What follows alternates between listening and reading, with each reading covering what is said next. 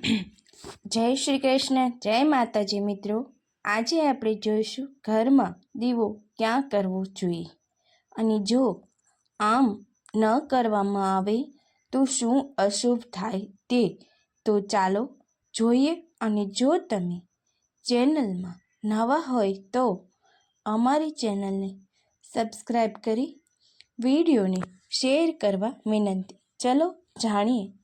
ઘરમાં દરરોજ આ 3 જગ્યાએ દીવો કરો, દૂર થશે દરિદ્રતા અને ઘરમાં સુખ સમૃદ્ધિ આવશે।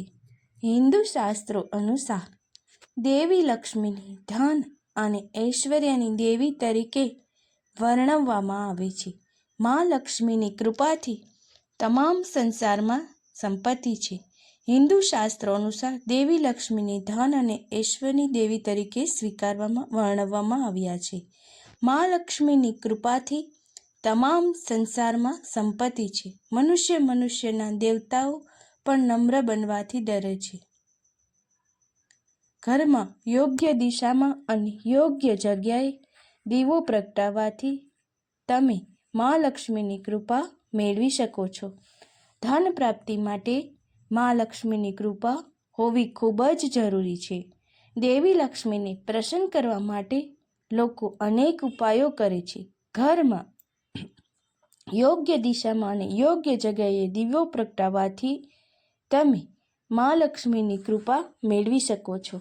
જાણો આ ઉપાય સાથે જોડાયેલી ખાસ વાતો વિશે। આ દિશામાં દીવો લગાવો।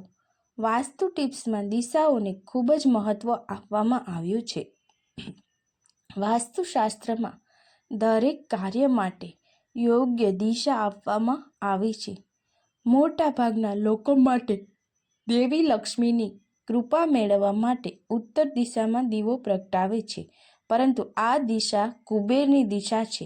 બહુ ઓછા લોકો જાણે છે કે દક્ષિણ દિશાની સાથે યમની દિશા પણ લક્ષ્મીજીની દિશા છે। જો તમે પૈસા સંબંધિત સમસ્યાઓથી છુટકારો મેળવવા માંગતા હોવ તો દરરોજ તલના તેલનો દીવો કરવો જોઈએ। તેનાથી ગરીબી દૂર થાય છે અને મા લક્ષ્મી તમારા પર આશીર્વાદ વરસાવે છે।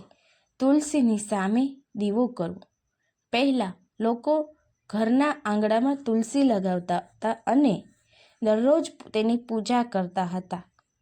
આજના ઘરોમાં ભલે ઘરોની સાઇઝ બદલાઈ ગઈ હોય, પરંતુ તેમ છતાં પણ ઘરોમાં તુલસી રાખવાનું ઘણું મહત્ત્વ માનવામાં આવે છે। જે ઘરમાં દરરોજ તુલસીને જળ ચઢાવવામાં આવે છે અને દીવો પ્રગટાવવામાં આવે છે, ત્યાં ભગવાન વિષ્ણુ અને માતા લક્ષ્મીની કૃપા રહે છે, જેના કારણે ઘરમાં હંમેશા સુખ સમૃદ્ધિ બની રહે છે। ત્રીજો દીવો અહીં મૂકો। આર્થિક સંકળામણમાંથી મુક્તિ મેળવવા અને ધન મેળવવા માટે દરરોજ તમારા ઘરની બહારની સફાઈ કર્યા પછી દીવો પ્રગટાવવો જોઈએ। દરરોજ સવારે અને સાંજે મુખ્ય દ્વાર પર તેલનો દીવો પ્રગટાવવો જોઈએ। આના કારણે ઘરની નકારાત્મક વસ્તુઓ બહાર જાય છે અને ઘરમાં સકારાત્મકતા અને સમૃદ્ધિ આવે છે। મિત્રો, તમને આ વાસ્તુને લગતા વિડીયો વધારે પડતા જોતા હોય તો અમારી ચેનલને લાઈક, શેર અને સબસ્ક્રાઈબ જરૂર કરજો। આભાર।